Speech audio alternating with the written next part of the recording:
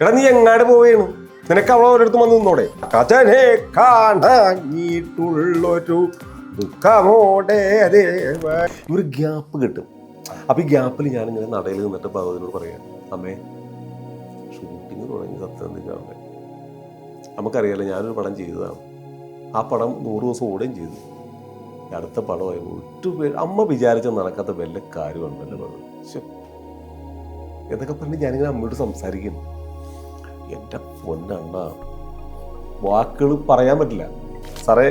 ഞാൻ മോൻ്റെ കൂടെ ഉണ്ട് ഇപ്പോൾ ഒറ്റപ്പാലത്ത്. ഞാൻ സിനിമ അഭിനയിച്ചിട്ട് വിളിക്കാമെന്ന് പറഞ്ഞിട്ട് ഇരിക്കുന്നു.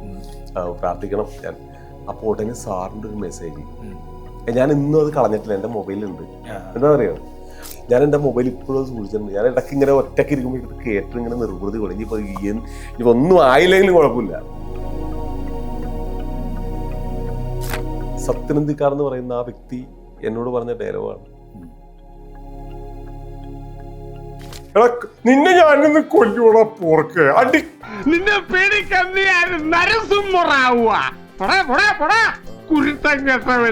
എന്നെ പെട്ടെന്ന് ബിജു തോമസ് വിളിച്ചിട്ട് പറഞ്ഞു, ഞാനിപ്പോ വർക്ക് ഉണ്ട് വന്നോന്ന് പറഞ്ഞിട്ട് അങ്ങനെ ഞാൻ ചെല്ലുകയാണ് അവിടെ.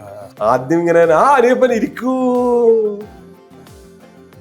എന്ന് കോപ്പാടെന്നുള്ള മറ്റേ സകല ഇതും പോയി. ഇതെന്താണിപ്പോ?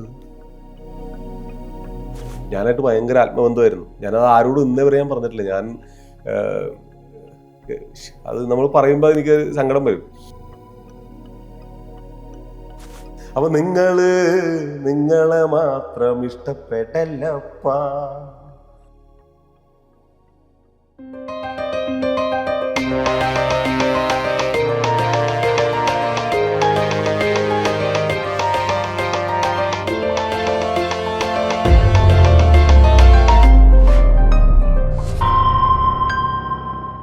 Hi, it's me Khaleel.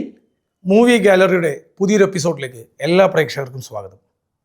ഇന്ന് നമ്മോടൊപ്പമുള്ളത് ഒരു കാലത്ത് മലയാള സിനിമയിൽ ഹാസ്യതാരമായി കടന്നു വരികയും പിന്നീട് ഒരു ഗ്യാപ്പിന് ശേഷം വീണ്ടും ഇപ്പോൾ വെള്ളിത്തിരയിലേക്ക് അരങ്ങേറ്റം കുറിച്ചുകൊണ്ടിരിക്കുന്ന നമുക്ക് ഏവർക്കും പ്രിയപ്പെട്ട ഒരു താരത്തെയാണ്. അദ്ദേഹത്തെ ഹൃദയപൂർവ്വം ഞാൻ ഈ പരിപാടിയിലേക്ക് സ്വാഗതം ചെയ്യുന്നു. അനിയപ്പൻ ചേട്ടാ, നമസ്കാരം. നമസ്കാരം. എന്തുണ്ട് പുതിയ വിശേഷങ്ങളൊക്കെ? എങ്ങനെ കാര്യങ്ങളൊക്കെ? വീണ്ടും വെള്ളിത്തിരയിലേക്ക് എത്തിയിരിക്കുകയാണ് ഒരു ഗ്യാപ്പിന് ശേഷം. പണ്ട് ഞങ്ങൾ ക്രോണിക് ബാച്ചിലറിലും അതുപോലെ തന്നെ സത്യത്തിലും വാണ്ടഡിലൊക്കെ കണ്ട് ഞങ്ങൾ മനസ്സിൽ ഉറപ്പിച്ചൊരു മുഖമായിരുന്നു. പിന്നീട് ഒരു ഗ്യാപ്പ് വന്നു അല്ലേ? എന്നിട്ട് പിന്നെ ഞങ്ങൾ കാണുന്നത് ചോറ്റാനിക്കര അമ്പലത്തിലെ ദേവസ്വം ബോർഡിന്റെ ഒരു ജോലിക്കാരനായിട്ടാണ്. എന്താണ് അതിലേക്ക് പെട്ടെന്ന് ഇങ്ങനെ വരാനുണ്ടായ ഒരു അത് ഞാൻ പല ഇന്റർവ്യൂവിലും പറഞ്ഞിട്ടുള്ളൊരു കാര്യം തന്നെയാണ്. കാരണം എൻ്റെ വീട്ടിൽ ഈ ഗവൺമെന്റ് ജോലി ഞങ്ങളുടെ നാട്ടിലേക്ക് അന്ന് വലിയ കാര്യമാണ്. ഓക്കെ, ഗവൺമെന്റ് ജോലിയുള്ളതെന്നൊക്കെ പറയുമ്പോൾ ഭയങ്കര ഒരു ആർഭാടമായിരുന്നു അന്നൊക്കെ. അപ്പം നമ്മൾ സാധാരണക്കാർ എൻ്റെ വീട്ടിൽ അപ്പം ഇങ്ങനൊരു ജോലി ഓഫർ വന്നപ്പോൾ വീട്ടുകാർ പറഞ്ഞു, എടാ സിനിമയൊക്കെ അവിടെ കിടക്കും, നീ ജോലിക്ക് വന്ന്. അങ്ങനെ പക്ഷെ സിനിമ പണ്ട് മുതലേ മനസ്സിലുണ്ടായിരുന്നു അതോ ജോലിയായിരുന്നു? സിനിമയില്ല, കലയുണ്ടായിരുന്നു പണ്ട് മുതലേ. കല ഈ ആൾക്കാരെ കളിയാക്കണ സ്വഭാവം ഭയങ്കരമായിട്ടുണ്ടായിരുന്നു. ഇമിറ്റേറ്റിംഗ്, കളിയാക്കലൊക്കെ നമ്മൾ പറയുമെങ്കിൽ ഇമിറ്റേഷൻ. ഒരാൾ നടന്നു പോകുമ്പോൾ അയാളുടെ ചേഷ്ടകൾ അനുകരിക്കുക. ഞാൻ എൻ്റെ അച്ഛനെ തന്നെ അനുകരിച്ചിട്ടാണ് തുടങ്ങുന്നത് തന്നെ. അപ്പൊ ഓരോ അനുകരണം, നമ്മൾ ഒരാളുടെ ഒബ്സർവേഷൻ, ചിലപ്പോൾ ഒരാളുടെ ഇങ്ങനെ ഈ ഇടക്കിടക്ക് ഇങ്ങനെയൊക്കെ പോകണം, ഇങ്ങനെ ആൾക്കാർ ചില ആൾക്കാർ ഇങ്ങനെ സംസാരിക്കുമ്പോൾ ഇങ്ങനെയൊക്കെ വരും. അപ്പൊ ഇതിനെ എടുത്തിട്ട് നമ്മൾ കളിയാക്കും. അപ്പൊ നാട്ടിൻപുറത്ത് ഒരു കളിയാക്കൽ വസ്തുവായിട്ട് നമ്മൾ മാറുന്ന ഒരു സിറ്റുവേഷൻ. അങ്ങനെയാണ് ഈ ഒരു കലയിലേക്കുള്ള ഒരു എൻട്രി എന്ന് പറയുന്നത്. സ്റ്റാർട്ടിങ് എങ്ങനെയായിരുന്നു? സിനിമയിലേക്ക് എത്തിപ്പെട്ടത് എങ്ങനെയാണ്? അപ്പൊ ആ ഒരു ടൈമിൽ നിന്നും ഈ സിനിമയിലേക്ക് എത്തിപ്പെടാനുള്ള സാഹചര്യം എന്തായിരുന്നു? സിനിമ എത്തിപ്പെടാൻ കാരണം, ഞാൻ RLV കോളേജിൽ പഠിക്കുന്ന സമയത്താണ്. അന്ന് കഥകളി വേഷമാണ്. അപ്പൊ ആ സമയത്ത് കഥകളിയാണ് പഠിക്കണമെങ്കിൽ ഞാൻ മിമിക്രി മോണോആക്റ്റാണ് കൂടുതൽ ചെയ്തു വരുന്നത്. ഓക്കെ. അപ്പൊ സ്വാഭാവികമായിട്ടും ആശാന്മാർ പറയും, ഇവൻ ഈ കഥകളി പഠിക്കാൻ പറ്റുമ്പോൾ കഥകളി വെച്ചുകൊണ്ട് മിമിക്രി ഇങ്ങനെ ചെയ്യാൻ വേണ്ടി വരുന്ന എന്നൊക്കെ പറഞ്ഞത് കളിയാക്കും. അങ്ങനെ യൂണിവേഴ്സിറ്റി അഫിലിയേഷനായി. IMG യൂണിവേഴ്സിറ്റിയിൽ അഫിലിയേറ്റ് ചെയ്തു. അങ്ങനെ mimicry mono act first prize കിട്ടി. ഓക്കെ. അപ്പോൾ ആ മോണോ ആക്ട് ചെയ്തൊരു കള്ളുകൂടിയനാണ്. ഒരു കലാപരിപാടിയൊക്കെ നടക്കുന്ന സമയത്ത് ഇദ്ദേഹം ഈ ചരല് കുത്താൻ പോണ ആളാണ്, വള്ളത്തിലൊക്കെ ഇങ്ങനെ. അപ്പോൾ ഇദ്ദേഹത്തിന് മുള കൊണ്ടുപോയിട്ടാണ് പന്തലിട്ടേക്കണേ. അപ്പൊ പന്തല് അപ്പൊ ഈ ഒരു 3 ദിവസം ഒന്നും പറഞ്ഞിട്ട് അപ്പുറത്തെ സുകുമാരൻ ചേട്ടൻ ആ മുള മേടിച്ചിട്ട് പോണേ. അപ്പോൾ ഈ ക്യാരക്ടർ 4 ദിവസം കഴിഞ്ഞപ്പോൾ മുളയെ അന്വേഷിച്ച് തന്നേക്കുക. മുള അന്വേഷിച്ച് ചെയ്യുന്ന സമയത്ത് വെച്ചാൽ കലാപരിപാടികളൊക്കെ നടക്കുന്ന സമയത്താണ് എല്ലാം നിറഞ്ഞു നിൽക്കുന്ന മുള എവിടെയെന്നും പറഞ്ഞാൽ മനസ്സിലായി അങ്ങനെ. അപ്പോൾ ഈ ഐറ്റം പതുക്കെ സിദ്ദിഖ് സാറിന്റെ അടുത്തേക്ക് എത്താനുള്ള ഒരു സാഹചര്യം ഉണ്ടായി. എൻ്റെ ഒരു ഫ്രണ്ട് വഴി, മഞ്ജൂഷ് എന്ന് പറഞ്ഞിട്ടൊരു ഫ്രണ്ട് വഴി, അങ്ങനെ സിറാജിക്ക വഴി. സിറാജ് എന്ന് പറയുന്നത് സിദ്ദിഖ് സാറിന്റെ ഫ്രണ്ടാണ്. അങ്ങനെ വഴി സിദ്ദിഖ് സാറിന്റെ അടുത്ത് ചെന്നു. അങ്ങനെയാണ് ഈ ക്രോണിക് ബാച്ചിൽ എന്ന കഥാപാത്രം ഉണ്ടാവുന്നത്. അങ്ങനെയാണ് എൻ്റെ സിനിമയിലേക്കുള്ള എൻട്രി, തുടക്കം അങ്ങനെയാണ്. ഇപ്പോൾ നമുക്കതിലേക്ക് വീണ്ടും വരാം. എന്നാലും ചോദിക്കുകയാണ്, ഇപ്പം ഈ കുറെ ഗ്യാപ്പിന് ശേഷം വീണ്ടും അഭിലാഷ് പിള്ളയുടെ ആനന്ദ് ശ്രീ ബാലയിൽ ഒരു പ്രത്യേക ഒരു ക്യാരക്ടറായിട്ട് വന്നു. എങ്ങനെയാണ് വീണ്ടും അതിലേക്ക് ഈ വെള്ളിത്തിരയിലേക്ക്? അത് അവിടെയൊക്കെയാണ് ഒരു വലിയ ഒരു സന്തോഷം എന്നൊക്കെ പറയുന്നത്. ഈ നമ്മൾ ദൈവങ്ങൾ, എല്ലാ ദൈവങ്ങളും ഉണ്ട്. ഈ കർത്താവാണെങ്കിലും നബിയാണെങ്കിലും നമ്മുടെ മഹാവിഷ്ണു ആണെങ്കിലും എല്ലാത്തിനും ഒരു ശക്തി ഉണ്ടെന്നുള്ളതിൻ്റെ ഒരു എക്സാമ്പിളാണത്. ചോറ്റാനിക്കര ക്ഷേത്രത്തിലാണ് ഞാൻ ജോലി ചെയ്യണത്. ഈ ചോറ്റാനിക്കര അമ്പലത്തിന് അടുത്താണ് അഭിലാഷ് പിള്ളയുടെ താമസം. അഭിലാഷ് പിള്ളയെ എനിക്ക് നേരത്തെ പരിചയമുണ്ട്. അദ്ദേഹം സിവിൽ സർവീസും ഇതൊക്കെ ആയിട്ട് നടക്കുന്ന സമയത്തും സിനിമ സ്വപ്നമായിട്ട് നടക്കുന്ന സമയത്തൊക്കെ ഞാൻ അഭിലാഷ് പിള്ളയെ ഉപദേശിക്കും. എൻ്റെ അഭിലാഷ ഇതൊന്നും കണ്ട് കാര്യമില്ല കേട്ടോ, നീ വരെ ആ സിവിൽ സർവീസൊക്കെ എടുക്കാൻ എന്നൊക്കെ പണ്ട് ഉപദേശിക്കുന്ന ആള് പിന്നീട് ആൾ പെട്ടെന്ന് സിനിമയിലേക്ക് വരികയും സിനിമയിൽ സജീവമാവുകയും ചെയ്തു. യാദൃച്ഛികമായിട്ട് ഞങ്ങൾ കണ്ടപ്പോൾ ചേട്ടൻ ഇങ്ങനെ മാറി നിൽക്കേണ്ട ആളല്ല കേട്ടോ, നമുക്ക് ചെയ്യണം, സിനിമ ചെയ്യണം. അങ്ങനെ ആനന്ദ് ശ്രീ ബാലയിൽ ഒരു ശവമൊക്കെ ഇങ്ങനെ മുങ്ങി തപ്പി എടുക്കുന്ന ഒരു ക്യാരക്ടർ പെട്ടെന്ന് വന്നത്. അത് ചെയ്തു. അദ്ദേഹത്തിൻ്റെ അടുത്ത് സുമതി വിളവ് ചെയ്ത പിന്നെ പതുക്കെ ഞാനിങ്ങനെ വീണ്ടും എൻട്രി ചെയ്യാന്ന് എല്ലാവരും അത്യാവശ്യം അറിഞ്ഞു. പിന്നെ ഞാൻ എൻ്റെ സുഹൃത്തുക്കളെയൊക്കെ വിളിക്കാൻ തുടങ്ങി. ഞാൻ വീണ്ടും പിന്നെയും ഈ സിനിമ കല എന്നൊക്കെ പറഞ്ഞാൽ നമ്മൾ ഉള്ളിൽ നിന്ന് പോവില്ലല്ലോ, അതിങ്ങനെ ഉള്ളിൽ കിടക്കുമല്ലോ. തീർച്ചയായിട്ടും. അപ്പം അങ്ങനെ അതാണ് അഭിലാഷ് പിള്ള തന്നെയാണ് എൻ്റെ ഈ ഒരു രണ്ടാമത് എൻ്റെ വരവിൻ്റെ കാരണം. ആദ്യം പറഞ്ഞാൽ ചോറ്റാനിക്കരമ്മ, അത് കഴിഞ്ഞാൽ ആദ്യം ദൈവത്തിനോടാണല്ലോ നമ്മൾ. അല്ല, അത് ചില അമ്മ ഒരു വലിയ സാന്നിധ്യമാണ്. അത് ഞാൻ അനുഭവം കൊണ്ട് പറഞ്ഞാൽ അതങ്ങനെയാണ്. പിന്നെ ഈ അഭിലാഷ് പിള്ള ശരിക്കും പറഞ്ഞാൽ ഭഗവതി പറഞ്ഞു വിട്ട ഒരാളായിട്ടാണ് എനിക്ക് തോന്നുന്നത്. കാരണം അഭിലാഷ് പിള്ള ഇല്ലായിരുന്നെങ്കിൽ തീർച്ചയായിട്ടും ഞാൻ ഇന്നിപ്പോൾ ഇന്നെങ്കിൽ ഈ ഒരു കസേരയിൽ ചിലപ്പോൾ എനിക്ക് ഇരിക്കാൻ പറ്റിയെന്ന് വരില്ല. ഉണ്ടാവാം, നേരത്തെ ചെയ്ത കുറേ സിനിമകളുടെ പേരിൽ ചിലപ്പോൾ ഇൻ്റർവ്യൂ ഒക്കെ എനിക്ക് തരും, എന്നോട് ഇഷ്ടമുള്ളവരൊക്കെ വിളിച്ച് ഇൻ്റർവ്യൂ തരുമായിരിക്കാം. പക്ഷേ ഇന്ന് കറണ്ട് അത് ആ താങ്ക്സ് അഭിലാഷ് പിള്ളക്ക് തന്നെയുള്ളതാണ്. തീർച്ചയായിട്ടും. പിന്നെ ഇനി വരാൻ പോകുന്ന പ്രൊജക്ട്, ഇപ്പോൾ സുമതി വളവ് പറഞ്ഞു നമ്മൾ, ഇനി അടുത്തത് പുതിയൊരു പ്രൊജക്ടിനെ കുറിച്ച് കേട്ടു എടുത്ത് നമ്മുടെ സത്യൻ സാറിൻ്റെ. അത് എന്താണ് അത്? ആ ഒരു പ്രൊജക്ടിലേക്ക് ഹൃദയപൂർവ്വം അറിയാലോ, സത്യനന്ദിക്കാട് ഇപ്പോൾ സത്യനന്ദിക്കാടിൻ്റെ ഹൃദയപൂർവ്വം നമ്മുടെ മലയാള സിനിമയുടെ ഒരേ ഒരു രാജാവ്, നമ്മുടെ അഹങ്കാരം. അപ്പോൾ ഇവരുടെ ഒരു സിനിമയിൽ വരിക എന്നുള്ളത് ഏതൊരു കലാകാരൻ്റെയും സ്വപ്നം തന്നെയാണ്. അതെ. അപ്പം ഞാൻ പ്രകാശ് എന്ന് പറഞ്ഞൊരു സിനിമയിൽ ഞാൻ ചെയ്തിട്ടുണ്ട്, സത്യേട്ടൻ്റെ ഞാൻ പ്രകാശിൻ്റെ. അത് പടം കണ്ടോന്ന് അറിയില്ല. അത് പകതാങ്ങനെ നിൽക്കുന്ന സമയത്ത് ഇങ്ങനെ പുള്ളി ഇങ്ങനെ വിളിച്ചിട്ട് ഒരു 100 rupees തരുമോ? അതെ, റോഡ് ക്രോസ് ചെയ്തിട്ട് ഫഹദിനെ വിളിക്കുന്ന ഒരു സീനിൽ പുള്ളി ഉടായ്പാണ്. ആ ഉടായ്പ അപ്പൊ അങ്ങനെ അത് സാറ് വിളിച്ച് തന്ന് അങ്ങനെ. അപ്പൊ ഞാനേ സുമതി വളവിന്റെ വർക്കിന് വേണ്ടി ഞാൻ പാലക്കാട് നിന്ന് സ്വന്തം ഡ്രൈവ് ചെയ്തിട്ട് ഇങ്ങനെ വരികയാണ്. അപ്പോഴാണ് അറിയണത് ഈ സിനിമ തുടങ്ങി. ഏത് ഹൃദയപൂർവ്വം തുടങ്ങി. മോഹൻലാൽ സാറ്, സംഗീത പ്രതാപ് ഇവരൊക്കെ വെച്ചിട്ട് പടം തുടങ്ങിയത്. അപ്പോൾ എനിക്കങ്ങോട്ട് ഭയങ്കര ജ്വരമായി. ഞാൻ പിറ്റേ ദിവസം, അപ്പോൾ എനിക്ക് അന്ന് ചോറ്റാനിക്കര അമ്പലത്തിൽ ഞാൻ നടകാവൽ ഡ്യൂട്ടി മാറിക്കൊണ്ടിരിക്കും, ആഴ്ചയിൽ ഡ്യൂട്ടി. അപ്പോൾ എനിക്ക് നടയിലാണ് ഡ്യൂട്ടി. ഈ 11 മണിക്ക് നേദ്യത്തിന് പൂജ ടൈമിന് അടയ്ക്കുമ്പോൾ പിന്നെ ഭക്തജനങ്ങൾക്ക് അകത്ത് പ്രവേശനമില്ല. ഇവർ ഗ്യാപ്പ് കിട്ടും. അപ്പോൾ ഈ ഗ്യാപ്പിൽ ഞാനിങ്ങനെ നടയിൽ നിന്നിട്ട് ഭഗവതിനോട് പറയുക, അമ്മേ ഷൂട്ടിങ് തുടങ്ങി സത്യനന്ദിക്കാറിൻ്റെ. നമുക്കറിയാലോ, ഞാനൊരു പടം ചെയ്തതാണ്. ആ പടം 100 ദിവസം ഓടുകയും ചെയ്തു. അടുത്ത പടമായി അമ്മ വിചാരിച്ച നടക്കാത്ത വല്ല കാര്യമുണ്ട് എൻ്റെ ഭഗവതി എന്നൊക്കെ പറഞ്ഞ് ഞാനിങ്ങനെ അമ്മയോട് സംസാരിക്കുന്നു. എൻ്റെ പൊന്നണ്ണ, വാക്കുകൾ പറയാൻ പറ്റില്ല. 1 മാസം അങ്ങ് പോയി. ഞാൻ മറന്നു. ഞാൻ പിന്നെ ഇതൊക്കെ വിട്ടു. ഞാൻ പിന്നെ ചിന്തിക്കല്ലേ. ഒരു ദിവസം സത്യനന്ദിക്കാട്ട് വിളിച്ചേക്കുക. സത്യത്തെ വിളിച്ചിട്ട് സത്യൻ്റെ കോള് കാണുമ്പോൾ നമുക്ക് ചാടി എടുക്കുമല്ലോ. ആ സാറേ പറ. അപ്പോൾ പുള്ളി, അല്ല ഇത് അഭിനയിക്കാൻ വേണ്ടി വിളിച്ചതല്ല, എൻ്റെ ഭാര്യ അങ്ങോട്ട് തൊഴാൻ വരുന്നുണ്ട്, ഒന്ന് തൊഴിക്കണം. ഞാൻ അവരുടെ സൗണ്ട് സ്വാഭാവികമായിട്ട് ഏത് വിളിക്കുമ്പോൾ നമ്മൾ വിചാരിക്കണം അഭിനയിക്കാനാണല്ലോ. ഞാൻ പറഞ്ഞു സാറേ അതിനെന്താ ചോദിക്കാനുള്ള സാധനമുണ്ട്, ചേച്ചി വരട്ടെ എന്ന് പറഞ്ഞു. അങ്ങനെ ചേച്ചി വന്ന് എന്നെ ഫോൺ ചെയ്യാം. അനിയപ്പൻ അല്ലേ, എവിടെയുണ്ട്, അപ്പൊ ചേച്ചി ഇപ്പൊ എവിടെയല്ലേ, പവിഴമല്ലി തറയുടെ അടുത്തുണ്ട്. ചേച്ചി അവിടെ നിങ്ങൾ തിരിഞ്ഞു വരുമ്പോൾ ഒരു നന്ദനത്തിലെ കൃഷ്ണൻ പോലെ ക്ഷീണിച്ചിട്ടൊരു കൃഷ്ണൻ നിൽക്കണ്ടാവും ഷാളൊക്കെ ഇട്ടിട്ട്. ചേച്ചിക്ക് ഈ ഡയലോഗ് ഭയങ്കര ഇഷ്ടപ്പെട്ടു. നന്ദനത്തിലെ ക്ഷീണിച്ച കൃഷ്ണൻ. അപ്പൊ ഞാൻ ഇത്തിരി വണ്ണമൊക്കെ കുറഞ്ഞില്ലെങ്കിൽ അടുത്ത്. അപ്പൊ ചേച്ചി വരുമ്പോ ഹ്യൂമറിന്റെ രാജാവിന്റെ കൂടെ ജീവിക്കുന്ന ആളാ ചേച്ചി. അതെ അതെ. ചേച്ചിക്ക് അങ്ങോട്ട് ഭയങ്കര ഇഷ്ടപ്പെട്ട ആ പ്രയോഗം ഇഷ്ടപ്പെട്ട്, നന്ദനത്തിൽ ക്ഷീണിച്ച കൃഷ്ണൻ. അങ്ങനെ ചേച്ചി വന്നു ചേച്ചിനൊക്കെ തൊഴിച്ചു പോയി. അപ്പൊ സത്യേട്ടൻ എന്നോടൊരു കാര്യം പറഞ്ഞു, ഇനിയിപ്പ ഇങ്ങനെയൊക്കെയാണ്, അപ്പൊ നിന്റെ ആ ഒരു ആകാംക്ഷ എനിക്ക് മനസ്സിലായി, വിളിച്ചപ്പോ നമുക്ക് നോക്കാം എന്നേ പറഞ്ഞുള്ളൂ. പിന്നീട് ഒരു കോള് വരികയാണ്. ബിജു തോമസ് എന്റെ കൺട്രോളർ വിളിച്ചിട്ട് പറഞ്ഞു ഒരു ചെറിയ വേഷം. പിന്നെ വന്ന കോള് തൊഴാൻ വേണ്ടിട്ട് വിളിച്ച കോളല്ല. അപ്പോഴും ഞാൻ സാറേ അല്ല, അപ്പൊ ബിജു തോമസാണ് വിളിക്കുന്നത്, സോറി. പക്ഷെ അത് നിമിത്തമാണ്, ആ ഭഗവതി ആ വാക്ക് കേട്ടു. അതെ അതെ. അങ്ങനെ വന്നു. ഒരു ചെറിയ സംഭവമാണ്, പക്ഷെ തിയേറ്ററിൽ അത് ഭയങ്കര സൂപ്പർ ഹിറ്റായിട്ട് പോയിക്കൊണ്ടിരിക്കുകയല്ലേ. ഹൃദയപൂർവ്വം ഇപ്പോൾ തലങ്ങും വിലങ്ങും കോള് വരിക. നല്ല ഫാമിലി എന്റർടൈൻമെന്റ് ആയിട്ടുള്ളൊരു പടം. മോഹൻലാൽ പൂണ്ട്, മോഹൻലാൽ വയസ്സാവല്ലേ എന്ന് എല്ലാവരും ചോദിക്കണേ. അതായത് മോഹൻലാൽ സംഗീത് പ്രതാപിന്റെ കോംബോ, അതായത് ജഗതിച്ചേട്ടനും ഒക്കെ ഉണ്ടായിരുന്ന ഒരു ഭയങ്കര തരംഗമായിട്ട് സിനിമ പോയിക്കൊണ്ടിരിക്കുകയാണ്. അതിൽ ഭയങ്കര സന്തോഷം. ഒരു ചെറിയ വേഷമാണെങ്കിൽ കൂടി അതിൽ ചെയ്യാൻ കഴിഞ്ഞാൽ ഭയങ്കരമായിട്ട് സന്തോഷിക്കുകയാണ്. പ്രത്യേകിച്ച് സത്യേട്ടന്റെ പടം, സത്യനന്ദിക്കാരന്റെ പടത്തിലൊക്കെ ഒന്ന് വരിക എന്ന് പറഞ്ഞാൽ ഏതൊരു നടന്റെയും ആഗ്രഹം, ഒരു നടിയുടെ ആഗ്രഹമായിരിക്കും ആ ഫ്രെയിമിലൊന്ന് വരിക എന്നുള്ളത്. തീർച്ചയായിട്ടും. അപ്പൊ അത് സാധിച്ചു എന്നുള്ളത് എനിക്ക് ഭയങ്കര സന്തോഷം തന്നെയാണ്. ഓക്കെ. പിന്നെ ഇപ്പോ ഇനി വരാൻ പോകുന്ന സിനിമ നമ്മുടെ പാവാടയൊക്കെ ചെയ്തില്ലേ, മാർത്താണ്ഡൻ, അദ്ദേഹത്തിന്റെ ഓട്ടം തുള്ളൽ എന്നുള്ള സിനിമയാണ്. ടൈറ്റിലാണെങ്കിലും അത് കഥ വേറെ, എന്റെ ക്യാരക്ടറും വേറെയാണ്. ആ സിനിമയാണ് ഇനി ഇപ്പൊ വരാൻ പോകുന്നത്. പിന്നെ അതിനുശേഷം സത്യൻ അന്തിക്കാട് സാറിന്റെ മകൻ അഖിൽ സത്യൻ, നിവിൻ പോളി, അജു വർഗീസ്, ആ കൂട്ടുകെട്ടുള്ള സിനിമ സർവവും മായ, അത് ചെയ്തു കഴിഞ്ഞു. അത് 2 പടം. പിന്നെ ഇപ്പൊ നടക്കുന്നത് ഒന്ന് പള്ളിച്ചട്ടമ്പി ടൊവിനോടെ, അത് ഷൂട്ട് കഴിഞ്ഞു.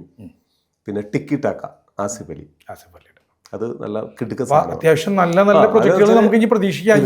അതൊരു ആക്ഷൻ മൂവിയാണ്. ഞാൻ ഇന്നവരെ ചെയ്യാത്തൊരു ക്യാരക്ടർ കൂടിയാണ്. ഫുൾ ഫൈറ്റ് ആണ്, എല്ലാം ഇങ്ങനെ. അപ്പൊ ഇന്നവരില്ലാത്ത ഹ്യൂമർ സാധനം. അപ്പൊ അതിന്റെ ഒരു ഭയങ്കര സന്തോഷമുണ്ട്. കാരണം ആസിഫ് അലി അതിന് 130 ദിവസം ഡേറ്റ് കൊടുത്തിരിക്കുക. ആസിഫ് അലി ഇന്ന് 130 ദിവസം ടിക്കി ടാക്ക് കൊടുക്കണമെങ്കിൽ നമുക്കറിയാലോ. കാരണം ആ കളയൊക്കെ സംവിധാനം ചെയ്ത ആളാണ് രോഹിത് അല്ലേ, രോഹിത്തിന്റെ പടമാണ്. അതായാലും ഒരു വലിയൊരു മാസ് പടം തന്നെയായിരിക്കും ടിക്കി ടാക്ക. ഇതൊക്കെയാണ് എന്റെ സിനിമാ വിശേഷങ്ങൾ. ഇനിയിപ്പോ വരാൻ പോകുന്ന അഭിലാഷ് പിള്ള, മറ്റേ ചോറ്റാനിക്കര ലക്ഷ്മിക്കുട്ടി, കഥ പറയുമ്പോൾ കഥ പറയുമ്പോൾ സംവിധാനം ചെയ്തിട്ടുള്ള മോഹൻ സാറില്ലേ, മോഹൻ സാർ ഡയറക്റ്റ് ചെയ്തിട്ട് അഭിലാഷ് പിള്ളയുടെ കഥയിൽ ഗോകുലം ഗോപാലൻ പ്രൊഡ്യൂസ് ചെയ്യുന്ന പടമാണ്. വലിയ ബ്രഹ്മാണ്ഡ പടം ചോറ്റാനിക്കര പടം എന്ന് വെച്ചാൽ പൂർണ്ണമായിട്ടും ചോറ്റാനിക്കരയല്ല, പക്ഷേ എന്നാൽ ഭക്തി തന്നെയാണ്, പക്ഷെ ബ്രഹ്മാണ്ഡമാണ് പടം. അത് ചിങ്ങത്തിലെ പൂജ, സബ് ഷൂട്ട്. കാര്യം എന്തൊക്കെയാണെങ്കിലും ഇനി എത്ര വലിയ പ്രൊജക്ട്സ് ഒക്കെ വന്നാലും ഞങ്ങൾ മലയാളികളുടെ മനസ്സിൽ തങ്ങി നിൽക്കുന്ന ചെറിയ ചില കഥാപാത്രങ്ങളൊക്കെ ഉണ്ട് മനസ്സിൽ. ഇപ്പൊ ക്രോണിക് ബാച്ചിലർ ഉദാഹരണം പറഞ്ഞാൽ അതാണ് ഫസ്റ്റ് സ്ട്രൈക്കിംഗ് നമ്മുടെ മനസ്സിൽ വരുന്നത്. ഇപ്പൊ ചേട്ടൻ തന്നെ പറയുന്ന ഡയലോഗ് ഇപ്പൊ ഒരുപാട് പേര് ആവർത്തിച്ച് പറയുന്നുണ്ട്. പക്ഷെ എന്നിരുന്നാലും അതാണ് ഫസ്റ്റ് സ്ട്രൈക്കിംഗ് വന്നത്. അപ്പൊ അത് ചെയ്തു. അതില് ഹരിശ്രീ ചേട്ടനായിട്ടാണ് ഒരു കോമ്പോസിങ് ചെയ്തത്. അതിനുശേഷം ഇപ്പൊ വീണ്ടും ഒരു ബ്രേക്കിന് ശേഷം ആനന്ദ് ശ്രീബാലയിൽ വന്നപ്പോൾ അർജുൻ അശോകനായി, അദ്ദേഹത്തിന്റെ മകന്റെ കൂടെ. ഈ 2 തലമുറയിലും കൂടി അഭിനയിച്ചപ്പോഴുള്ള അതിന്റെ ഡിഫറൻസ് എന്തായിട്ടാണ് തോന്നിയത്? എന്താണ് അതിന്റെ ഒരു അത് പറയാനെടുത്തൊരു വളച്ചെനിക്കായിട്ടില്ല. അശോകൻ ചേട്ടന്റെ ആ ഒരു സ്റ്റൈലല്ല ഇപ്പോഴത്തെ സ്റ്റൈല്. ഈ അർജുൻ അശോകന്റെ ഒരു ഇന്നത്തെ സിനിമ മാറി. ഇപ്പൊ നമ്മളിപ്പോ എവിടെയെങ്കിലും പോകും ഒരു സിനിമയിൽ ഇപ്പൊ ഒരു സംഭവം, എടാ നീ എങ്ങാട് പോവുകയാണ്, നിനക്ക് അവളെ ഒരിടത്ത് വന്ന് നിന്നോടെ, ഇത് മാറി സിനിമ. അത് നീ ഇപ്പൊ സിമ്പിളിലേക്ക് ഒന്നുകൂടി റിയാലിറ്റിയിലേക്ക് കാര്യങ്ങൾ മാറി. സിനിമ സ്റ്റൈൽ പണ്ട് കുറച്ച് എക്സാഗറേറ്റ് ചെയ്തുകൊണ്ടിരുന്നത് ഇന്ന് കുറച്ച് താഴ്ത്തി നമ്മളിപ്പോ ഇങ്ങനെ സംസാരിക്കുന്ന പോലെയൊക്കെ വന്നു. അപ്പൊ അതുകൊണ്ടാണ് ആ ക്യാരക്ടർ ചെയ്യുമ്പോ, പിന്നെ കള്ളുകൂടിയും ചെയ്യുമ്പോ നമുക്ക് ഇതുപോലെ, പക്ഷെ അപ്പോഴും ചെയ്യാം. ഇപ്പൊ ഉദാഹരണത്തിന് നമ്മള് അതിൽ ചെയ്യുമ്പോ, എടാ നിന്നെ ഞാനിന്ന് കൊല്ലൂടെ പോർക്ക് അടിക്കും, ഇത് തന്നെ നമ്മള് പറയുമ്പോ, എടാ നീ അവിടെ നിറ, നിന്നെ ഞാൻ പിടിച്ചിട്ട് അവിടെ നിക്കടാ, നിന്നെ ഇന്ന് ഞാൻ കുറച്ചുകൂടി ലൈവായി ഇങ്ങനെ എടാ നിക്ക, കിടന്ന് കട എന്ന് പറഞ്ഞിട്ട് ചെയ്യാം. പക്ഷെ അവിടെ ചെയ്യുമ്പോ നിന്നെ ഇന്ന് ഇങ്ങനെയൊക്കെ അല്ലേ, ആ വ്യത്യാസങ്ങളുണ്ട്. ഇപ്പൊ ഇത് പറഞ്ഞപ്പോഴാണ് ഈ ഓട്ടംതുള്ളല് സിനിമയുടെ കാര്യം പറഞ്ഞപ്പോഴും 2004 ഓർമ്മയുണ്ടോന്ന് എനിക്കറിയില്ല, ഞാൻ +2 പഠിച്ചുകൊണ്ടിരിക്കുകയാണ് അവിടെ. ഇപ്പൊ ചേട്ടന്റെ മുമ്പിലിരിക്കുന്ന ഞാനന്ന് +2 പഠിച്ചുകൊണ്ടിരിക്കുമ്പോൾ ചേട്ടൻ ചീഫ് ഗസ്റ്റ് ആയിട്ട് വന്നിട്ടുണ്ട് പുല്ലേപ്പടിയിൽ ദാറിലും. വയസ്സ് ഏകദേശം 50 മനസ്സിലായി പണ്ടാറങ്ങാൻ. അല്ല എന്നാലും പോട്ടെ കളഞ്ഞു പോട്ടെ അതുകൂടെ ഞാൻ വിട്ടു. അപ്പൊ ആ ചീഫ് ഗസ്റ്റ് ആയിട്ട് വന്നപ്പോ അന്ന് സത്യം പറഞ്ഞ ചേട്ടൻ ചെയ്ത കാര്യങ്ങളാണ് നമുക്ക് ചേട്ടൻ പറഞ്ഞ ഒരു മിമിക്രി മോണാക്ട് ഒക്കെ ചെയ്തിട്ടുണ്ട്. യൂണിവേഴ്സിറ്റിയിൽ കലാപ്രതിഭയായിരുന്നു, ഇതൊക്കെ ഓക്കെ. പക്ഷെ അന്ന് ആ ഉദ്ഘാടനത്തിന് വന്നപ്പോൾ സിദ്ദിഖ് സാർ പറഞ്ഞിട്ടാണ് അന്ന് ആ ഉദ്ഘാടനം ചെയ്യാനോട്. അന്ന് നമ്മുടെ പിന്നണി ഗായകൻ അഫ്സലാണ് ചേട്ടൻ്റെ കൂടെ അന്ന് ഇനാഗുറേഷന് വന്നത്. ചേട്ടനും അഫ്സലും കൂടിയാണ് അന്ന് ഇനാഗുറേറ്റ് ചെയ്തത്. അന്ന് ജില്ലാതലത്തിൽ ഞാൻ മൈമിന് പോയിട്ട് എനിക്ക് ട്രോഫി തന്നത് ചേട്ടനാണ്. അപ്പൊ അന്ന് ചേട്ടൻ സ്റ്റേജിൽ അവതരിപ്പിച്ചൊരു പ്രോഗ്രാം അത് കണ്ടിട്ടാണ് പിന്നീട് മിമിക്രി നമ്മൾ മാറ്റി ചിന്തിച്ചു തുടങ്ങി. കാരണം ചേട്ടൻ ചെയ്ത മിമിക്രി എന്ന് പറഞ്ഞാൽ ചാക്യാർ കൂത്ത്, അതുപോലെ ഓട്ടംതുള്ളലിന്റെ വേറൊരു അവിടത്തെ കാര്യങ്ങൾ സ്പോണ്ടേനിയസ് ആയിട്ടുള്ള കാര്യങ്ങളാണ് ചേട്ടൻ അവതരിപ്പിച്ചത്. അതെങ്ങനെയാണ്? അത് പണ്ടും അങ്ങനെ തന്നെയായിരുന്നോ അതോ? അല്ല, മിമിക്രി നമ്മൾ ചെയ്യുമായിരുന്നു. ഈ അതില് ഒരു ചാക്യാരി ഒരു സാധനം ഉണ്ടല്ലോ, അത് ഈ മറ്റുള്ളവരെ കളിയാക്കാനുള്ള ഒരു സാധനമാണ് ചാക്യാരി. എന്ന് വെച്ചാൽ കളിയാക്കലല്ല, യഥാർത്ഥത്തിൽ ചാക്യാർ എന്ന് പറഞ്ഞാൽ ഈ പണ്ട് ഒരു ക്ഷേത്രകലയാണ്.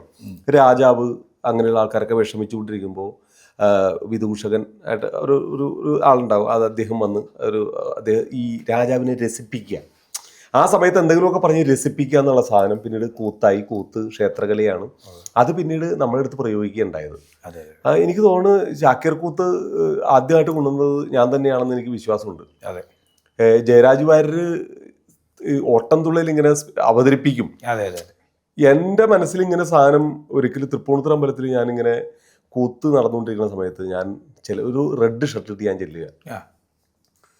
അപ്പൊ നമ്മളിതൊന്നും അറിയാതെ കയറി ചെല്ലണത്. കൂത്ത് നടന്നുകൊണ്ടിരിക്കുമ്പോൾ വന്നല്ലോ അങ്കദൻ, ചുവന്ന ഷർട്ടൊക്കെ ഇട്ടുള്ള വരവ.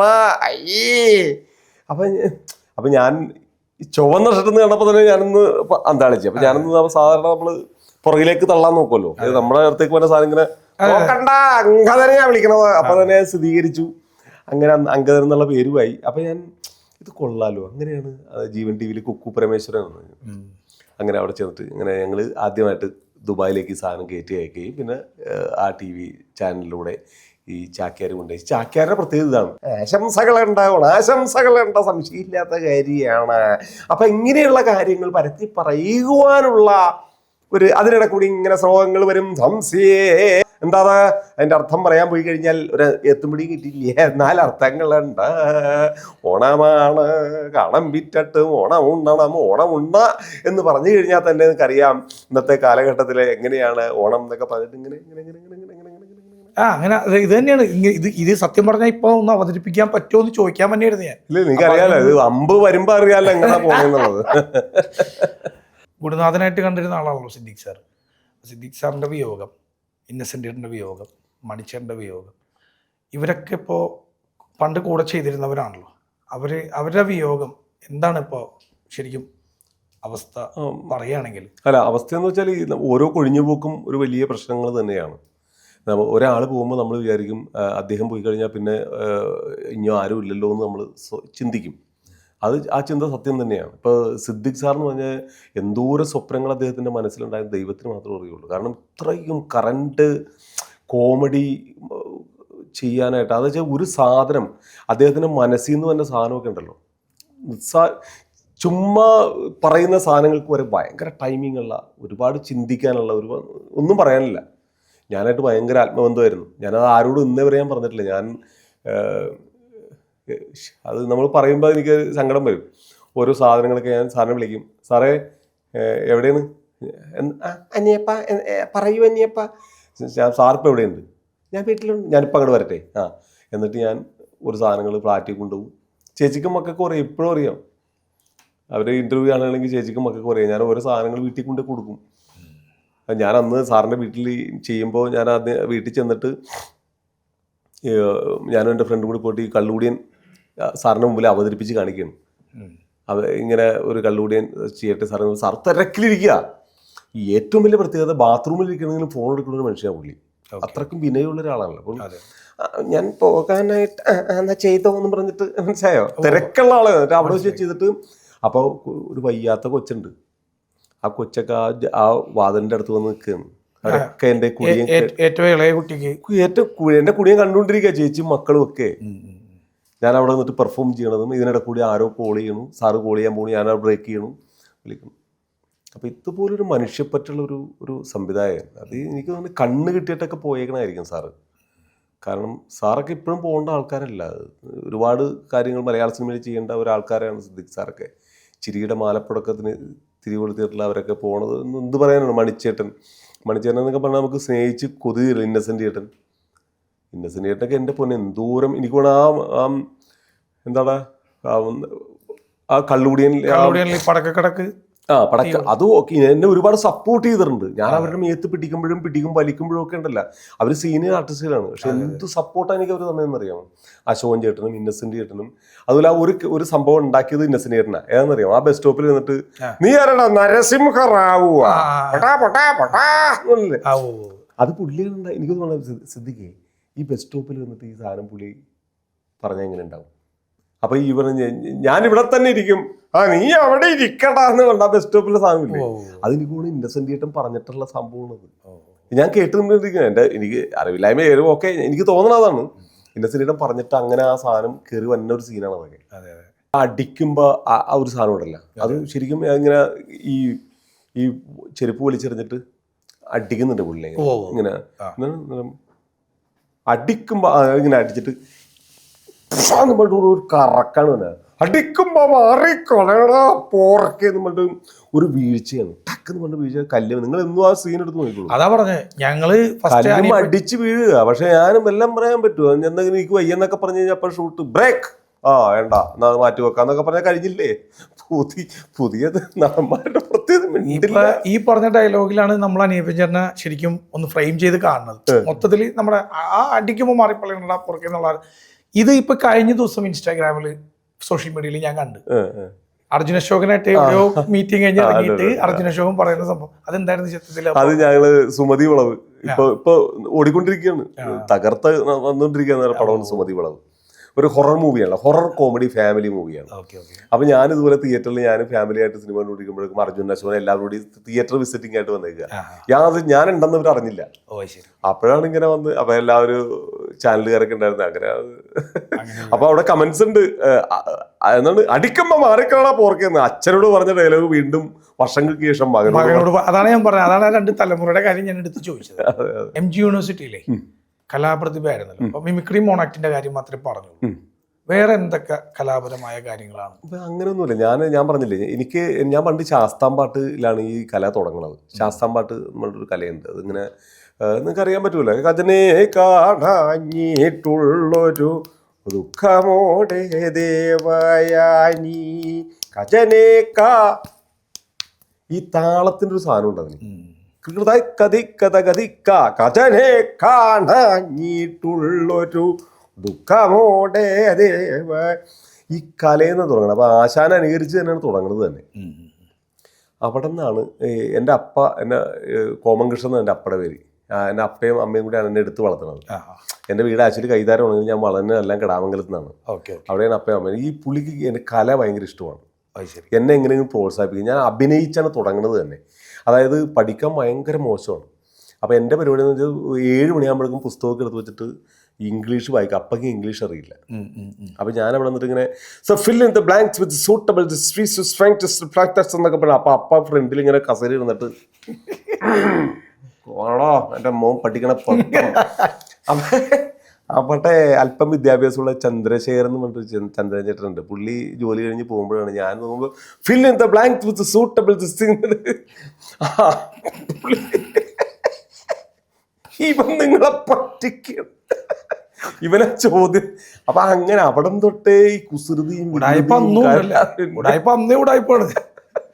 അങ്ങനെയുള്ള കലയുടെ തുടക്കവും അവിടെ നിന്നാണ്. അങ്ങനെ ഒരു ഋതം, ഒരു താളം എപ്പോഴോക്കോ ഇങ്ങനെ വന്ന്. അതിനൊക്കെ പ്രധാന കാരണം എൻ്റെ അപ്പ, അവരൊക്കെ ഉണ്ട്, സംശയമില്ലാത്ത കാര്യം. ആ ഋതം കിട്ടണ എനിക്ക് എൻ്റെ ഗ്രാമങ്ങളിൽ നിന്നാണ്, അവിടെ നിന്നാണ്, സംശയമില്ലാത്ത കാര്യം തന്നെ. രസികനിലെ ആ ക്യാരക്ടർ, രസികനില് ദിലീപന്റെ സുഹൃത്തൊക്കെ ആയിട്ട് നിൽക്കുന്ന ആ ഒരു സംഭവം, അതിലേക്ക് എങ്ങനെയാണ് ലാൽ ജോസ് സാറിന്റെ അടുത്തേക്ക്?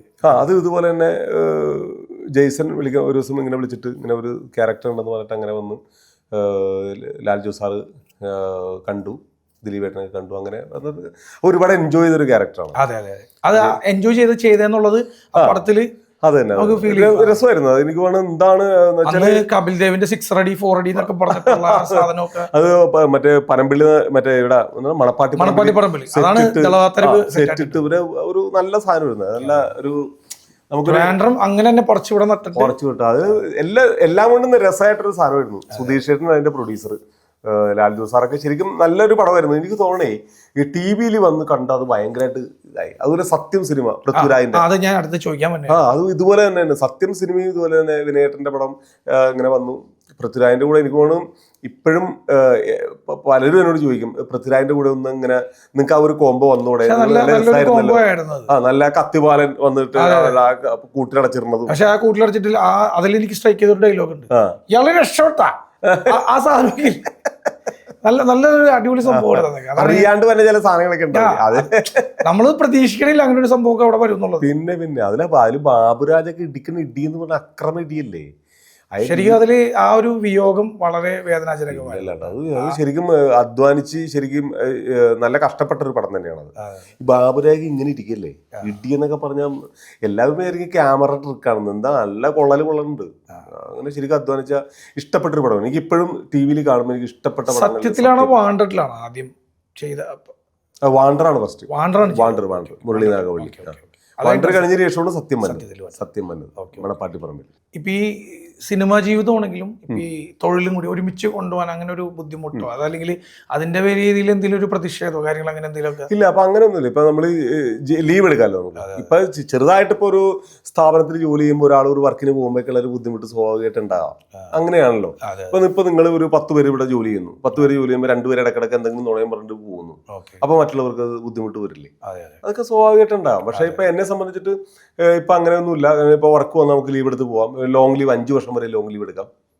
അപ്പൊ അതിന് പകരക്കാര് എപ്പോഴും ഉണ്ടാവും? അങ്ങനെയാണ്? അല്ല, 5 വർഷം ലോങ് ലീവ് എടുക്കാം. ഇപ്പൊ അത് എന്റെ മാനേജർ ഇപ്പൊ ദേവസ്വം ബോർഡിൽ ഇപ്പൊ അത് എടുത്തു പറയേണ്ട ഒരു കാര്യം തന്നെയാണ്. ഇപ്പൊ ചോറ്റാനിക്കര അമ്പലത്തിൽ രഞ്ജിനി രാധാകൃഷ്ണൻ മാനേജർ, അവര് ലേഡിയാണ്. ഒരു ഇത്തിരി ആദ്യമൊക്കെ എന്നോട് ഇങ്ങനെ ലീവൊക്കെ എടുക്കുമ്പോൾ ചീത്ത പറയുമെങ്കിൽ ഇപ്പോൾ അവർ വർക്ക് ഇങ്ങോട്ട് തന്നെ ചോദിക്കും. ഇപ്പോൾ പുതിയൊന്നുമില്ലേ, സിനിമയില്ലേ, പൊയ്ക്കോളൂ എന്നുള്ളൊരു മൈൻഡുണ്ട്. പക്ഷേ ജോലിക്ക് തടസ്സം വരുത്തരുത്, ഓക്കെ, എന്നാലും ഒരു കലാകാരനല്ലേ, രക്ഷപ്പെട്ട് പോകണമെങ്കിൽ പോട്ടെ എന്നുള്ളൊരു മൈൻഡ് ഉള്ളൊരു ഒരാളാണ് ഇപ്പം എൻ്റെ മാനേജർ. അപ്പോൾ അതുകൊണ്ട് എനിക്ക് സാറേ അടുത്ത മാസം ഒരു 5 ദിവസം എനിക്ക് ലീവ് വേണം എൻ്റെ പടത്തിലെന്ന് പറയുമ്പോൾ എനിക്ക് ലീവ് അനുവദിച്ച് തരുന്നുണ്ട്. അങ്ങനെയാണ് ഇപ്പോൾ ഞാനിപ്പോൾ ഈ ടിക്കറ്റാക്കുകയും ഇപ്പോൾ ഈ പള്ളി ചട്ടമ്പിയൊക്കെ ചെയ്തത് ആ മാനേജറുടെ ഒരു ഇതിലാണ്. അത് എടുത്തു പറയേണ്ട ഒരു കാര്യം തന്നെയാണ്. അങ്ങനെയൊക്കെയാണ് കാര്യങ്ങൾ. അപ്പം ഇപ്പോൾ ഹൃദയപൂർവ്വം അത് ഒരു വലിയ സംഭവം തന്നെയാണ്. കാരണം സത്യനന്ദിക്കാട് എന്ന് പറയുന്ന ആ ഒരു മഹാപ്രതിഭ, എൻ്റെ മൊബൈലിൽ ഇപ്പോഴും ഒരു സംഭവം കിടക്കുന്നുണ്ട്. എന്താണെന്നറിയോ? ഞാൻ ഈ സർവവുമായ അഭിനയിക്കാൻ ചെന്നു, അഖിൽ സത്യ. അപ്പോൾ ഈ ടിക്കറ്റാക്കണ മുടി ഇങ്ങനെ ചരിച്ചിട്ട് വെച്ചിട്ട് ഇങ്ങനെ ഈ മറ്റേ മെഷീൻ കൊണ്ട് മറ്റേ എന്താണ് ഈ മറ്റേ ഗ്രൗണ്ടിലൊക്കെ മറ്റേ മെഷീൻ വെച്ചിട്ട് ചെത്തൂലേ, അതുപോലെ മുടി ഇങ്ങനെ സൈഡിൽ ചെത്തി വെച്ചേക്കാണ്. ഇതും വെച്ചിട്ട് അപ്പോൾ എന്നെ പെട്ടെന്ന് ബിജു തോമസ് വിളിച്ചിട്ട് പറഞ്ഞു, ഞാനിപ്പോൾ വർക്ക് ഉണ്ട് വന്നെന്ന് പറഞ്ഞിട്ട് അങ്ങനെ ഞാൻ ചെല്ലുകയാണ്. അവിടെ ഞാൻ പറഞ്ഞില്ല, തൊപ്പി വെച്ചിട്ട് ചെന്നേക്കുക. ലൊക്കേഷനിൽ ചെന്ന് കഴിഞ്ഞിട്ട് ഫുള്ള് ട്രിം ചെയ്ത് വെച്ചേക്കാണ്. അവിടെ ചെന്നിട്ട് ഞാനിങ്ങനെ തൊപ്പി ഊരി കഴിഞ്ഞപ്പോഴേക്കും ബിജു ആദ്യം ഇങ്ങനെ അനിയപ്പൻ ഇരിക്കൂ, എന്ത് കോപ്പാണെന്നുള്ള മറ്റേ സകല ഇതും പോയി. ഇതെന്താനിപ്പോൾ? ഞാൻ പറഞ്ഞ മറ്റേ ടിക്കറ്റാക്ക ഒരു ഹരീത് എന്നോട് ആദ്യം പറഞ്ഞില്ല. ഞാൻ പറഞ്ഞത് ബിജുചേട്ടനാണ് വിളിച്ചത്, ബിജു തോമസ്, നമ്മുടെ സത്യേട്ടൻ്റെ കൂടെ ഉള്ള ചാൻസ് പോലെ എന്നിട്ട് ഇതിപ്പോൾ തന്നെ അങ്ങോട്ട് കൊല്ലാൻ മതി. അപ്പോഴേക്കും അഖിൽ സത്യൻ്റെ അടുത്ത് പോകുന്നത്. അഖിൽ സത്യം കണ്ടപ്പോൾ തന്നെ ചേട്ടാ.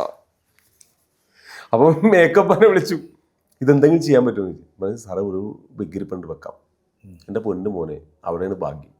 ആ വിഗ് വെച്ച് കറക്റ്റായി സെറ്റായി തിരക്കഥയിലൊരു ചെറിയ തിരുത്തും. സിനിമ കണ്ടാൽ നിങ്ങൾക്ക് മനസ്സിലാവും. അപ്പോൾ നിങ്ങൾ കാണുന്നത് പടം കാണും. ആ വിഗും വെച്ചിട്ട് സൂപ്പർ ഭയങ്കരമായിട്ട് എൻജോയ് ചെയ്തു. അപ്പം ഞാൻ സത്യേട്ടനെ വിളിക്കുക, സാറേ അനിയപ്പനാണ്, അല്ല വോയിസ് മെസ്സേജാണ്. സാറേ ഞാൻ മോൻ്റെ കൂടെ ഉണ്ട് ഇപ്പോൾ ഒറ്റപ്പാലത്ത്, ഞാൻ സിനിമ അഭിനയിച്ചിട്ട് വിളിക്കാമെന്ന് പറഞ്ഞിട്ട് ഇരിക്കുകയായിരുന്നു, പ്രാർത്ഥിക്കണം ഞാൻ. അപ്പോൾ ഉടനെ സാറിൻ്റെ ഒരു മെസ്സേജ്, ഞാൻ ഇന്നും അത് കളഞ്ഞിട്ടില്ല, എൻ്റെ മൊബൈലുണ്ട്. എന്താ പറയുക, അനീപൻ നന്നായി നന്നായി, ഞാൻ അഖിലിനോട് പറയണമെന്ന് വിചാരിച്ചിരിക്കുകയായിരുന്നു അനീപ്പൻ്റെ കാര്യം. അങ്ങനെ ഞങ്ങളുടെ ഫാമിലി സിനിമയിൽ ഞങ്ങളുടെ കുടുംബത്തിലൊരു അംഗമാകട്ടെ അനീപ്പൻ.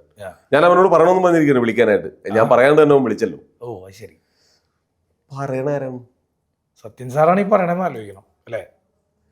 സത്യനന്ദിക്കാട് വിളിച്ചിട്ട് എന്നെ പോലുള്ള ഒരാളോട് പറയുന്ന ഡയലോഗാണിത്. അനീപ്പൻ ഞാൻ പറയണമെന്ന് അവനോട് ഞാൻ പറയണമെന്ന് പറഞ്ഞിരിക്കുന്നു വിളിക്കണമെന്ന്. അയാൾ ഞാൻ പറയാണ്ട് തന്നെ അവൻ വിളിച്ചല്ലോ എന്ന്. ഞാൻ എൻ്റെ മൊബൈൽ ഇപ്പോഴും സൂക്ഷിച്ചിട്ടുണ്ട്. ഞാൻ ഇടയ്ക്ക് ഇങ്ങനെ ഒറ്റയ്ക്ക് ഇരിക്കുമ്പോഴത്തെ കേട്ട് ഇങ്ങനെ നിർവൃതി കൊള്ളു. ഇനിയിപ്പോൾ ഒന്നും ആയില്ലെങ്കിലും കുഴപ്പമില്ല. അപ്പൊ പ്രാർത്ഥനയോടെ ഏറ്റ് ചോറ്റാനിക്കരമ്മയാണ്. അതാണ് പവർഫുൾ എന്ന് പറഞ്ഞാൽ. അതാണ് ഞാൻ പറഞ്ഞില്ല, എല്ലാ ദൈവങ്ങൾക്കും പവർ ഉണ്ട്. എല്ലാവർക്കും ഇടപ്പള്ളി പുണ്യാളച്ചനൊക്കെ നിസ്സാരക്കാരാണോ? വിളിച്ചാൽ വിളിപ്പുറത്തുള്ള ആൾക്കാരല്ലേ. അപ്പം നമ്മൾ ഓരോ ആളെയും വിശ്വസിക്കുന്നതെന്ന് പറഞ്ഞ പോലെ സത്യനന്ദിക്കാട് എന്ന് പറയുന്ന ആ വ്യക്തി എന്നോട് പറഞ്ഞ ഡയലോഗാണ്. ഞാൻ സന്തോഷം. ഞാനിപ്പോൾ ഭയങ്കര ഹാപ്പിയാണ്. കാരണം ഒന്നുമില്ലാണ്ടിരുന്നു. ഇപ്പോൾ ഒരു കാലത്ത് കുറേ സിനിമകൾ ചെയ്തു. ഞാൻ സിനിമ ആദ്യം ചെയ്യുമ്പോൾ 15,500 അമ്മയുടെ മെമ്പർഷിപ്പ്.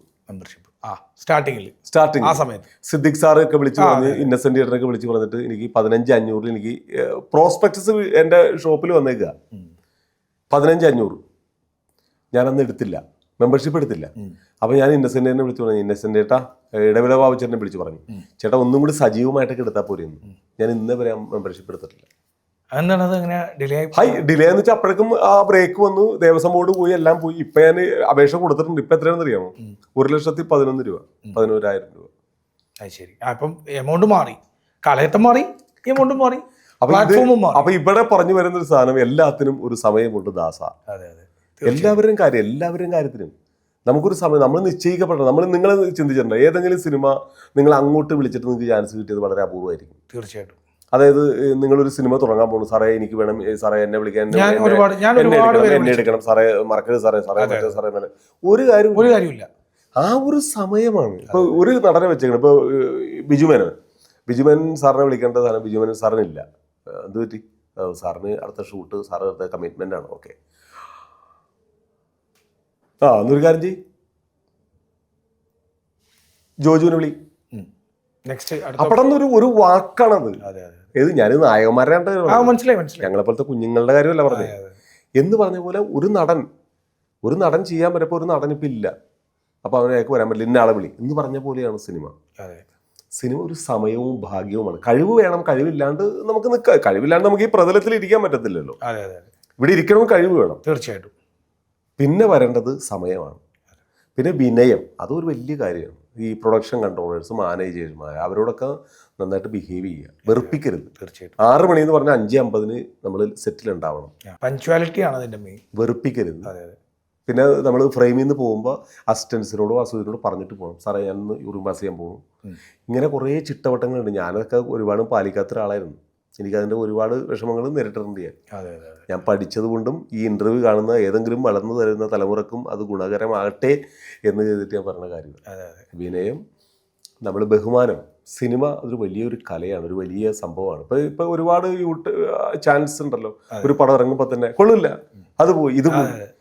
എന്ത് രസം, എന്ത് ഒരു മോശമായിട്ടുള്ള ആൾക്കാർ, എന്ത് അധ്വാനം എന്നറിയാം. ഒരു സിനിമ എന്ന് പറയുമ്പോൾ നമുക്ക് അറിയാലോ എത്ര പേര് കഷ്ടപ്പെട്ട്, ഒരു പ്രൊഡ്യൂസർ അവിടെ നിന്ന് ഇവിടുന്ന് പണം എടുത്തിട്ട് വിട്ട് കഷ്ടപ്പെട്ട് വരുന്ന ഒരു സിനിമയെ ഒരൊറ്റ വാക്കിലാണ് പറയുന്നത്, പടം കൊള്ളില്ല. പക്ഷെ ആ പടം ഹിറ്റായിട്ട് ഓടിക്കൊണ്ടിരിക്കും. ഓടുന്നു. ഇപ്പൊ ഈ സമയവും റിവ്യൂ ഒക്കെ പറഞ്ഞതിന്റെ പേരിൽ പെട്ടെന്ന് എനിക്ക് ഒരു ചോദ്യം കൂടി ഓർമ്മ വന്നതാണ്. ഇപ്പോൾ നമ്മൾ ഏറ്റവും കൂടുതൽ ബുദ്ധിമുട്ടിയൊരു സമയം ഉണ്ടായിരുന്നു, കോവിഡിന്റെ സമയത്ത്. ആ സമയത്താണ് കൂടുതൽ ഈ OTT പ്ലാറ്റ്ഫോംസ് ഒക്കെ വന്നു തുടങ്ങി. അനിയപ്പൻ ചേട്ടനാണെങ്കിൽ അതെങ്ങനെയാണ് അതിനെ നോക്കിക്കാണുന്നത്? കാരണം വേറെ ഒന്നുമല്ല, നമ്മളൊരു സിനിമ എടുക്കുന്നു, നമ്മൾ തിയേറ്ററിൽ പോയി തന്നെ ആസ്വദിക്കണം. അതല്ലെങ്കിൽ OTT-ലാണെങ്കിൽ ഇപ്പോൾ ഇഷ്ടംപോലെ പ്ലാറ്റ്ഫോമായി. അപ്പോൾ അതിൽ നിന്ന് കാണുന്നതാണോ അതോ തിയേറ്ററിൽ പോയി കാണുന്നതാണോ? എന്താണ് അനിയപ്പൻ ചേട്ടൻ്റെ അഭിപ്രായം? എന്താണ്? അതായത് ഈ പ്ലാറ്റ്ഫോം എന്ന് പറയുമ്പോൾ ഈ യൂട്യൂബ് അല്ലെങ്കിൽ ഈ ഓൺലൈൻ ചാനലുകളുണ്ടല്ലോ, ഈ കോവിഡ് സമയത്ത് ഒരു പരിധിവരെ നമുക്ക് ഗുണകരമായിട്ടുണ്ട്. ഇപ്പോഴും കുറച്ചൊക്കെ നല്ല കാര്യങ്ങളാണ്. നല്ലത് പറയുമ്പോഴും ഇപ്പോൾ ഒരു സിനിമ ഇറങ്ങുമ്പോൾ നമ്മൾ വീട്ടിൽ നിന്നിട്ട് പറയുകയാണ് ആ സിനിമ, നമ്മൾ തിയേറ്ററിൽ പോയി കാണുന്നില്ല. ആ സിനിമ നല്ലതാണോ ചീത്തയാണോ എന്ന് തീരുമാനിക്കേണ്ട ആൾക്കാർ ഇവരായിട്ട് മാറി, ജഡ്ജ്മെന്റ്സ്. ഈ കോവിഡ് സമയത്തൊക്കെ നമ്മൾ ശരിക്കും പറഞ്ഞു കഴിഞ്ഞാൽ പിന്നെ തിയേറ്ററിൽ പോയി കാണുന്നത് അതിൻ്റെ ഒരു സുഖം വേറെ, നമ്മൾ വീട്ടിലിരുന്ന് ടി വി ഈ ഓൺലൈൻ സാധനങ്ങൾ കാണുന്നത് വേറെ. അപ്പം നമ്മൾ ചിന്തിച്ചില്ല, അപ്പോൾ ഒരു കല്യാണ വീട്ടിലൊക്കെ ചെല്ലുമ്പോൾ പണ്ടൊക്കെ എങ്ങനെയാണ് അങ്ങോട്ടും ഇങ്ങോട്ടും മത്താൻ പറഞ്ഞ എന്താണ് മോനിപ്പോ എന്ത് ചെയ്യണം? ഞാനിപ്പോ വൈഫ് കുട്ടികൾ അങ്ങനെ കഥകൾ ചോദിക്കുന്ന കാര്യമാണ്. ഞാനോട് എന്നോടാണ് ഇത്ര പെട്ടെന്ന് ചോദിക്കുന്നത്. ഞാൻ ഞെട്ടിപ്പോയി. വൈഫ് എന്നൊക്കെ കാര്യങ്ങളില്ലേ, ഇതിപ്പോ ഇല്ല. ഇതിപ്പോ എന്ന് പറഞ്ഞാൽ ഒരു ഫംഗ്ഷൻ എവിടെയെങ്കിലും ചെന്ന് കഴിഞ്ഞാൽ ഈ മൊബൈൽ നോക്കിയിട്ട് ഇങ്ങനെ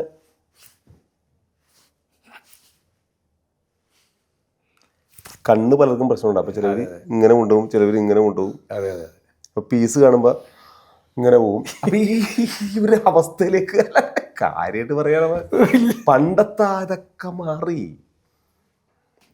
എല്ലാവർക്കും സ്വന്തമാണ് എല്ലാം. ഞാൻ എല്ലാം അല്ല. അപ്പൊ നിങ്ങളെ മാത്രം ഇഷ്ടപ്പെടല്ലപ്പാ, നമ്മളെ മാത്രം ഇഷ്ടപ്പെടല്ലപ്പാ. ഒരമ്മ പെറ്റ പോലെ എല്ലാരും അങ്ങനെ തന്നെ, ഒരമ്മ പെറ്റ പോലെ എല്ലാരും അങ്ങനെ തന്നെ. മാറണ്ടേ നമുക്ക്? പിന്നെ മാറ്റം വന്നല്ലോ. പക്ഷെ നമ്മുടെ യുവതലമുറ കുറച്ചൊക്കെ ഒരുപാട് മാറ്റങ്ങളായിട്ട് വരുന്നുണ്ട്. കുറെ ഇപ്പം പഴയതുപോലെ ഒന്നുമല്ല. എല്ലാം കൊണ്ടും എന്താണ് മയക്കുമരുന്ന്, എന്താണ് അതിൻ്റെ ആ ഒരു പ്രശ്നങ്ങൾ, എന്താണ് എൻ്റെ അച്ഛനമ്മ, കാരണം ഇപ്പോൾ ജനറേഷൻ കുറെ തോന്നി മാറ്റങ്ങളുണ്ട്. അതൊക്കെ ഈ നമ്മുടെ ന്യൂ ജനറേഷൻ ഈ ഓൺലൈൻ ചാനലുകളും ഒക്കെ ഇങ്ങനെ ബ്രൂട്ട് ചെയ്തുകൊണ്ടിരിക്കുക, എന്താണ് പ്രശ്നങ്ങൾ എന്നൊക്കെ. അപ്പോൾ ആ മാറ്റങ്ങളൊക്കെ ഉണ്ടാവണം. നമ്മുടെ വളർന്നു വരുന്ന തലമുറ എന്നൊക്കെ മാറി എല്ലാം മിടുക്കന്മാരാവണം, മിടുക്കികളാവണം. ഇപ്പം ഇത്രയും നേരം നമ്മൾ സിനിമയും കലാപരമായ കാര്യങ്ങളൊക്കെ കുറിച്ച് ചർച്ച ചെയ്തു. ഇനിയിപ്പോൾ ചേട്ടൻ്റെ കുടുംബത്തെക്കുറിച്ചൊന്നും പറഞ്ഞില്ല. എന്താണ് ഇപ്പോൾ ഫാമിലി ബാക്ക്ഗ്രൗണ്ട്, എങ്ങനെയാണ് ഇപ്പോൾ കൂടെ വൈഫ്, കുട്ടികൾ എങ്ങനെയാണ്, അതിൻ്റെ ഒരു ഡീറ്റെയിൽ? കാനറ ബാങ്കിൻ്റെ ഒരു ലോണുണ്ട്. അത് എന്നെ കൊണ്ട് അടയ്ക്കാൻ പറ്റില്ല. ഭവനവായ്പ അതിവിടെ പറയണ്ട. നിങ്ങൾ കുടുംബത്തെ കുറിച്ച് വെച്ചപ്പോ പറഞ്ഞാണ് അവിടെ ലോണിന്റെ കാര്യങ്ങളല്ല ഞാൻ ചോദിച്ചത്. മനസ്സിലിപ്പോ അത് കുടുംബം എന്ന് പറയുമ്പോ അത് ലോണാണ്. ഭാര്യ രേഷ്മ ബാലകൃഷ്ണൻ, അവര് പനങ്ങാടാണ് വീട്. പനങ്ങാട് നിന്നാണ് വിവാഹം കഴിച്ചിരിക്കുന്നത്. ഇപ്പൊ ഞാൻ സെറ്റിൽ പനങ്ങാടാണ്. അയാൾക്ക് കുറച്ച് സ്ഥലം ഉണ്ടായിരുന്നു അവിടെ. ഓക്കെ. അപ്പോൾ അവിടെ അങ്ങനെ ഒരു വീട് പണിതു. അപ്പോൾ അവരുടെ അടുത്ത് തന്നെ സന്തോഷം, നല്ല സ്ഥലം കേട്ടോ. സൂപ്പർ ഏരിയ ആണ് പനങ്ങാട്. ഒരു മകനുണ്ട് വസുദേവ്, അയാൾ KV കേന്ദ്രീയ വിദ്യാലയം ഐലൻഡ് അവിടെ പഠിക്കുന്ന 5ാം ക്ലാസ്സാണ്. അങ്ങനെ സന്തോഷകരമായ ജീവിതം പനങ്ങാട് പോകുന്നു. എല്ലാം കൊണ്ടും ഇപ്പോൾ ഹാപ്പിയാണ്, ഇപ്പോൾ കുഴപ്പമൊന്നുമില്ല, നന്നായിട്ട് പോകുന്നു. അങ്ങനെ നന്നായിട്ട് പോട്ടെ, അങ്ങനെ തന്നെ അങ്ങോട്ട് പോട്ടെ. ഇനി വീണ്ടും ഉയർച്ചയിലേക്ക് പോകുന്നു. അല്ല, അപ്പൊ ഇപ്പൊ പറഞ്ഞത് ഇങ്ങനെ പോട്ടെ എന്നാണ്. ഇങ്ങനെ പോട്ടെ, അവിടെയാണ് ഇങ്ങനെ പോണം. അവിടെയാണ് ഈ മൂവി ഗാലറി. അപ്പൊ എനിക്ക് ഭയങ്കര സന്തോഷമായി. കാരണം മൂവി ഗാലറിയിലൂടെ ഞാൻ വീണ്ടും ഒന്ന് ശ്രദ്ധേയനാകുന്നു, നിങ്ങൾ എന്നെ ഒന്ന് ഇൻട്രൊഡ്യൂസ് ചെയ്യാന്ന് പറഞ്ഞാൽ ഏതൊരു കലാകാരനും ആഗ്രഹിക്കുന്ന ഒരു കാര്യമാണ്. നമ്മളിങ്ങനെ നിന്നുകൊണ്ട് കാര്യമില്ല, നമ്മളിങ്ങനെ നമ്മളെ താങ്ങി വിടാനായിട്ട് ഒരാൾ ഉണ്ടാവുക, അല്ലെങ്കിൽ ഒരു പ്രതലം ഉണ്ടാവുക എന്ന് പറഞ്ഞാൽ അതൊരു വലിയ കാര്യം. ചവിട്ടി നിൽക്കാൻ നമുക്കൊരു പടി സപ്പോർട്ട്. അതാണ് ഇപ്പൊ ഈ ഓൺലൈൻ ചാനൽ നമ്മൾ പലതും പറയും. നമ്മൾ നേരത്തെ സിനിമ ഇറങ്ങുമ്പോൾ ആ സിനിമ മോശമാണെന്ന് പറയുന്ന അതേ നാവ് കൊണ്ട് തന്നെ ഞാൻ പറയുന്നതും ഞങ്ങളെപ്പോലത്തെ കലാകാരന്മാരെ രക്ഷിക്കുന്നതും ഞങ്ങൾക്ക് പ്രൊമോഷൻ തരുന്നതും ഈ മൂവി ഗാലറി പോലുള്ള ആൾക്കാരാണ്. അപ്പൊ നിങ്ങളുടെ ഇതിലൂടെ ഈ ഫേസ്ബുക്കിലും ഇൻസ്റ്റയിലും ഒക്കെ ഞങ്ങൾ പറയുന്ന കാര്യങ്ങളും ഞങ്ങളുടെ ഇന്റർവ്യൂ ഒക്കെ വരുമ്പോൾ 10 പേര് കാണുകയാണ്. ഇയാൾ ഇപ്പോഴും ഇവിടെ ഉണ്ടല്ലേ, അമ്പോ കൊള്ളാം, ഇയാളുടെ പുതിയ പടം ഹൃദയപൂർവ്വം, സത്യേട്ടൻ അതൊന്ന് കാണാട്ടോ. അപ്പൊ അത് ഒരു വലിയാണ്. അപ്പൊ ഇതിപ്പോ ഒരു തിരക്കഥ എഴുതിക്കൊണ്ടിരിക്കുന്ന ആള് ഈടാ ഈ ചേട്ടൻ മറ്റേ പൃഥ്വിരാജിന്റെ കൂടെ സത്യത്തിൽ ചെയ്തിട്ടുള്ള സാധനം, അപ്പൊ ഒരു സാധനം ചെയ്താലോ പുള്ളിനെ വെച്ചിട്ട്. ഈ തോന്നലുകളൊക്കെ ഉണ്ടാകുന്നത് ഈ മൂവി ഗാലറിയെ പോലുള്ള ഈ ചാനലിലൂടെ ഞങ്ങളുടെ വിഷ്വൽസ് മറ്റുള്ളവർ കാണുമ്പോൾ ഉണ്ടാകും. അവിടെയാണ് നിങ്ങളോടൊക്കെയുള്ള ഒരു സന്തോഷം. അത് വാക്കുകൾ തീരാത്ത വാക്കുകളാണ്, നന്ദിയുള്ള വാക്കുകളാണ്. തീർച്ചയായിട്ടും. അപ്പോൾ ഇനിയും ഒരുപാട് നല്ല നല്ല അവസരങ്ങൾ എത്തിപ്പെടട്ടെ, അതിന് അമ്മ നല്ലോണം അനുഗ്രഹിക്കട്ടെ എന്ന് പ്രാർത്ഥിച്ചുകൊണ്ട് ഈ ഞങ്ങളുടെ പരിപാടി ഞങ്ങളിവിടെ വൈൻഡപ്പ് ചെയ്യാൻ തീരുമാനിക്കുകയാണ്. ഇതുവരെ നമ്മളോട് സഹകരിച്ച അനിയപ്പൻ ചേട്ടന് എല്ലാവിധ ആശംസകളും നേർന്നുകൊണ്ട് നിർത്തുന്നു. നന്ദി, നമസ്കാരം.